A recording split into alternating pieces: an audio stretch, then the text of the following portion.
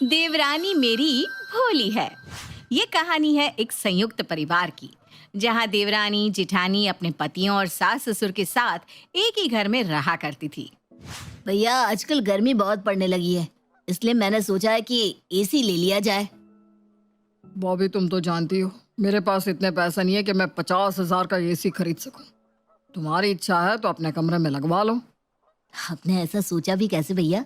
अगर एसी लगेगा तो तीनों कमरों में एक साथ लगेगा। पैसों की चिंता आप मत करिए, वो सब मैं देख लूंगा। बॉबी, हाथी खरीदना आसान होता है लेकिन पालना मुश्किल। अरे हर महीने जो लंबा चौड़ा बिल आएगा उसे कौन भरेगा? भैया मैंने कहा ना, आप चिंता मत करो, सब मैं देख लूंगा। बिल के डर से क्या जीवन भर गर्मी में सड़ते रहेंगे।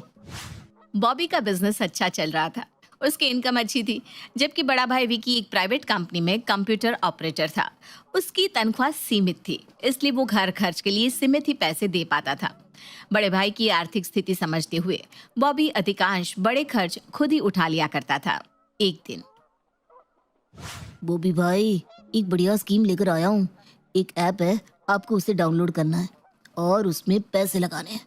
आपको आपके पैसे का 2 गुना पैसा मिलेगा, गारंटीड। अरे पैसा कमाना कोई हलवा है क्या? ऐसे थोड़ी ना होता है। अरे बॉबी भाई, होता है। ये लोग हमारा पैसा स्टॉक मार्केट में लगाते हैं और फिर उस पैसे से बढ़िया बढ़िया रिटर्न कमाकर मुनाफा आपको देते हैं। बॉबी पहले तो काफी नानुकुर करता है, लेकिन फिर दोस्तों की बात में आकर कुछ पैसे लगा ही देता है। वाकई शाम की बात सच निकलती है और 10 दिन में उसका पैसा डबल हो जाता है। अरे वाह, अभी तो मैंने बस 50,000 लगाया था। अगर मैं 10 लाख लगाऊं तो मुझे 20 मिल जाएगा। जल्दी पैसा कमाने के लालच में आकर बॉबी गलती कर बैठता है और क्लाइंट की पेमेंट के लिए रखा हुआ पैसा उठाकर मार्केट में लगा देता है। ये नहीं हो सकता, मेरे 10 लाख रुपए डूब गए। अब मैं क्लाइंट को क्या जवाब दूंगा? वही हुआ जिसका बॉबी को डर था। पैसा ना मिलने पर क्लाइंट ने माल नहीं दिया और पिछले रकम के भुगतान के लिए भी दबाव बनाने लगा। पता नहीं किस मनहूस घड़ी में मैंने उस शाम की बातों पर यकीन कर लिया और सारा रुपया गंवा बैठा। अब क्या करूं, कुछ समझ में नहीं आ रहा। अगर देनदारों को बकाया नहीं दिया तो दुकान बंद करने की नौबत आ जाएगी। सुनिए ना, वैलेंटाइन डे आने वाला है, इस बार ना मुझे डायमंड रिंग बनवा दो। मैं भी अपनी सहेलियों को दिखाकर खुश हो जाऊंगी। क्या हर समय हीरा सोना चांदी करती रहती हो? बस यही चलता रहता है क्या तुम्हारे दिमाग में? अरे दुनिया में और भी बहुत सारी समस्याएं हैं, कभी उनकी तरफ भी अपना ध्यान लगाया करो। अरे ऐसा क्या हो गया जो आप इस तरीके से मुझसे बात कर रहे हैं? नहीं दिलवाना तो मत दिलवाओ, बात तो ठीक से करो कम से कम। रिंकी देखो, मेरा मूड बहुत खराब है।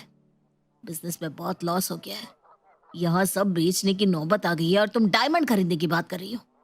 मेरी सारी जमा पूंजी डिपॉजिट सब चला गया। मैं बिल्कुल बर्बाद हो गया रिंकी।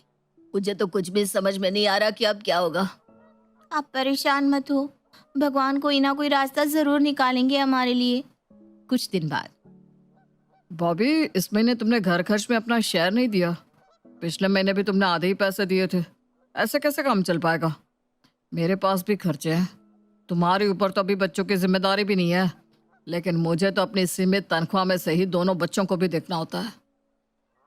भैया मेरा बिजनेस बहुत घाटे में जा रहा है, फिर भी मैं कोशिश करता हूँ पैसों का इंतजाम करने की। भाभी ये तो गलत बात है ना, आज तक घर की ज्यादातर जिम्मेदारी हम ही उठाते आए हैं। आज इन्हें बिजनेस में घाटा हो गया तो भैया ने इन्हें पैसे के लिए टोक दिया। आपको भैया को समझाना चाहिए था, उन्हें कितना दुख पहुंचा होगा। संकट में सबसे पहले उनके अपने घर वालों ने ही उनका साथ छोड़ दिया। अरे तुम गलत समझ रही हो रिंकी। भैया अच्छा कमाते हैं इसीलिए घर की जिम्मेदारियां उठा लेते हैं, लेकिन हमारी कमाई उतनी है नहीं ना, तो कैसे खर्चा उठा पाएंगे? बच्चों की फीस, माँ बाबूजी की दवाइयाँ, तुम समझती हो ना घर में कितना खर्चा है। रिंकी जिठानी की कोई बात सुनना ही नहीं चाहती थी, इसलिए मुंह बनाकर अपने कमरे में लौट आती है। देखा आपने, बस 1 महीना हम पैसा नहीं दे पाए तो भैया ने सामने से आपको टोक दिया। अरे आज हम मुसीबत में हैं तो सब आंखें दिखा रहे हैं, वरना आज तक ऐसा हुआ है कि घर खर्च में आपने अपना हिस्सा ना दिया हो, बल्कि आप तो खुद घर के ज्यादा से ज्यादा खर्च अपने ऊपर लेने की कोशिश करते हो। भैया भी तो मजबूर है, वो खुद जिम्मेदारियों से घिरे हुए हैं। बस बस रहने दीजिए आप। देख लिया मैंने आपके घर वालों को। कल माँ जी भी ना मुझे पैसों का ताना दे रही थी। यही है दुनियादारी, पैसे जाते ही सबसे पहले रिश्तेदार अपनी असलियत दिखा देते हैं। आप चिंता मत करो, आपको अपने ही घर में ऐसे छोटा महसूस करने की ज़रूरत नहीं है। मैं अपने पापा से बात करती हूँ, वो ज़रूर हमारी मदद करेंगे। नहीं रिंकी, मैं नहीं चाहता कि मैं तुम्हारे पापा से पैसे लूं। अपने घर में सबकी 4 बातें सुनना तो तुम्हें बर्दाश्त है, लेकिन मेरे पापा से पैसे लेकर सम्मान से अपना बिजनेस चलाना मंजूर नहीं। अरे मैं उनकी इकलौती बेटी हूँ, उनका जो भी है सब मेरा ही तो है। और मुझे पूरा यकीन है पापा को आपकी मदद करने में खुशी ही होगी। रिंकी के बार बार समझाने पर बॉबी अपने ससुर तुकाराम से पैसे लेने के लिए तैयार हो जाता है। बेटा, रिंकी ने बताया कि तुम्हारा बिजनेस बहुत घाटे में चला गया है, जिसकी वजह से तुम्हारे ऊपर काफी कर्ज हो गया है। वैसे तो मैं रिश्तेदारी में रुपयों का लेन देन करना कुछ खास पसंद नहीं करता, लेकिन यहाँ बात मेरी बेटी रिंकी के जीवन की है, इसलिए मैं तुम्हें 10 लाख रुपए देने के लिए तैयार हूँ। तुम पैसा ले लो और अपने बिजनेस में लगा दो। व्यापार में तो नफा नुकसान चलता ही रहता है पापा जी। आज मुझे नुकसान हुआ है, कल को फायदा भी होगा। जैसे ही मेरा बिजनेस चलने लगेगा मैं आपके रुपए वापस कर दूंगा। बेटा, 30 साल से मैं व्यापार कर रहा हूँ और व्यापार का गुणा भाग मेरे से ज्यादा कोई नहीं जान सकता। मेरा मूल तो तुम वापस कर दोगे, लेकिन ब्याज का क्या? और एक अच्छा व्यापारी कोई भी घाटे का सौदा नहीं करता। मैं कुछ समझा नहीं पापा जी, क्या कहना चाहते हैं आप? अरे बेटा, मैं तो मजाक कर रहा था। मजाक नहीं समझते क्या? चिंता की कोई बात नहीं, मैंने तुम्हारे अकाउंट में पैसे ट्रांसफर कर दिए हैं। तुम अपना काम आगे बढ़ाओ। तुकाराम ने मजाक कहकर बात को खत्म तो कर दिया था, लेकिन बॉबी को कहीं ना कहीं रिंकी के पिता की कही हुई बातें खटक रही थी। उसे इतना तो समझ में आ ही गया था कि वो मजाक नहीं कर रहे थे। कुछ दिन बीतने के बाद एक दिन तुकाराम का फोन दामाद बॉबी के पास आता है। बॉबी बेटा, कैसा चल रहा है तुम्हारा व्यापार? कोशिश कर रहा हूँ पापा जी, लेकिन अभी तो कुछ खास सुधार नहीं है। थोड़ा समय लगेगा, लेकिन मुझे यकीन है कि सब सही हो जाएगा। अपना पैसा तो डुबा ही चुके हो, मेरा पैसा भी तो ले नहीं डुबोगे ना? अरे आप ऐसा क्यों सोचते हैं? मैं आपकी पाई पाई चुका दूंगा। अरे मैं तो मजाक कर रहा था भाई। बहुत अच्छी बात है, लगे रहो लगे रहो। अच्छा, मैंने ना तुम्हें एक काम के लिए फ़ोन किया था। आज ज़रा दिल्ली गेट से दुकान का थोड़ा सामान उठाना था। मेरी दुकान पर काम करने वाला लड़का 15 दिन से छुट्टी पर है। अगर तुम जाकर सामान ले आओगे तो हमारी बड़ी मदद हो जाएगी। आप परेशान मत होइए पापा जी, मैं जाकर ले आता हूँ। अच्छा, आते हुए ना थोड़ी सब्जियां भी लेते आना। लेकिन पापा जी, सब्जी मंडी तो बिल्कुल उल्टी दिशा में है, उधर जाने में तो 1 घंटा लग जाएगा।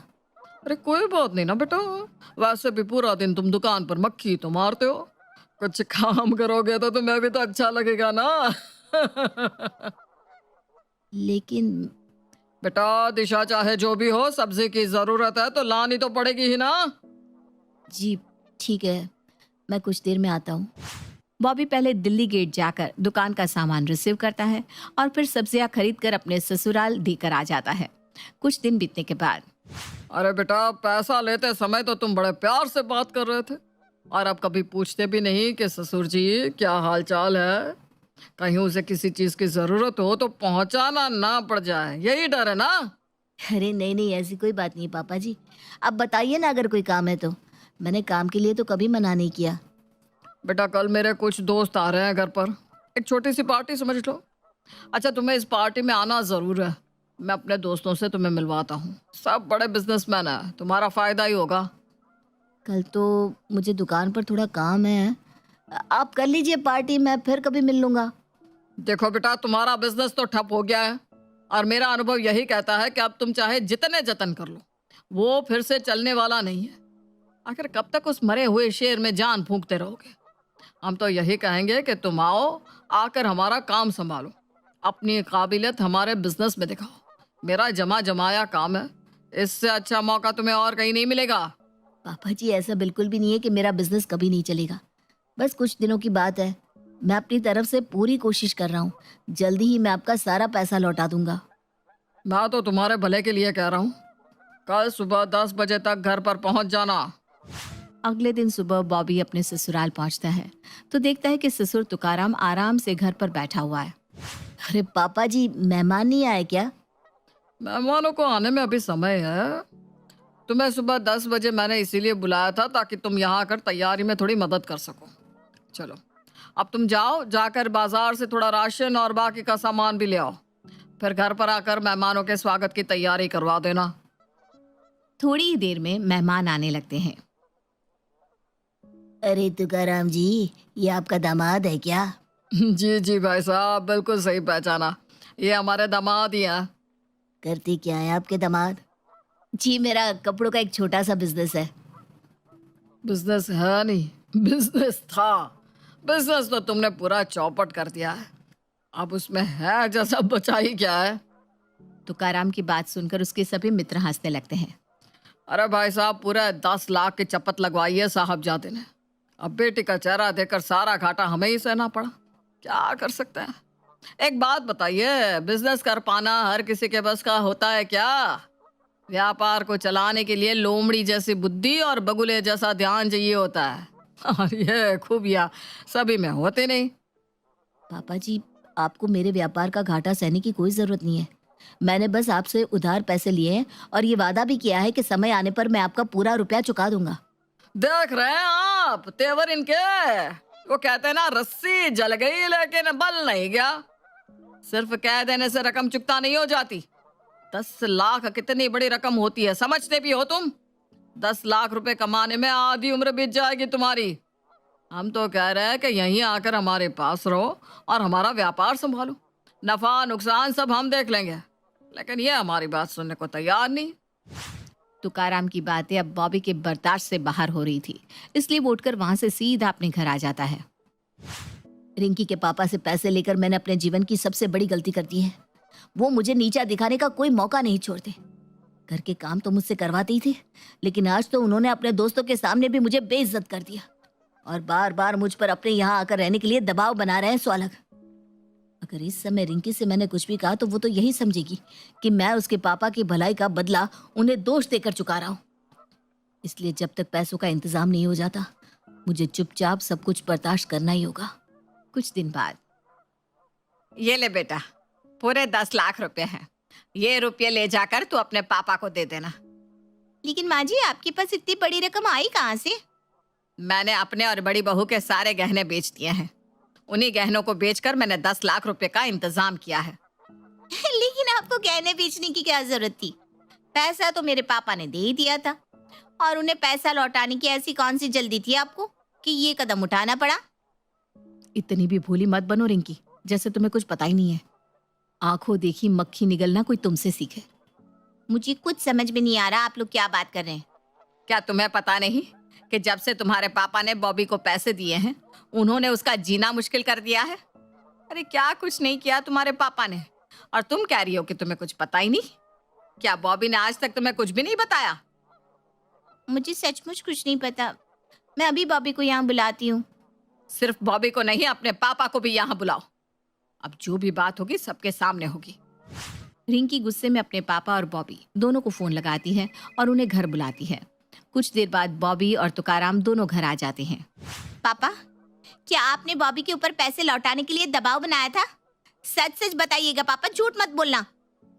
ये क्या बताएंगे, सच मैं बताता हूँ। मदद करने के नाम पर 10 लाख रुपए देने के बाद इन्होंने जैसे मुझे अपना गुलाम बना लिया। मुझसे घर का राशन मंगवाया, सब्जी भाजी मंगवाई, अपने दोस्तों के सामने बुलाकर बेइज्जत किया। इतना ही नहीं, दुकान पर काम करने वाले नौकरों की जगह मुझसे काम करवाया। और जब इतने से भी तुम्हारे पापा का पेट नहीं भरा, तो इन्होंने मुझे घर में घर खर्च देने से मना कर दिया। कहते हैं दुकान से जो भी कमाई होगी वो सारा पैसा इन्हें देना होगा।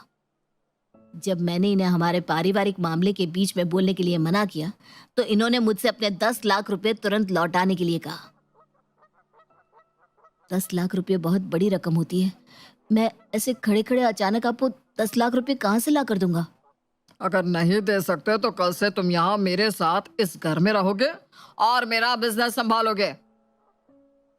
अपना कर्ज वसूलने के लिए तुम्हारे पापा मुझे घर जमाई बनाना चाहते हैं।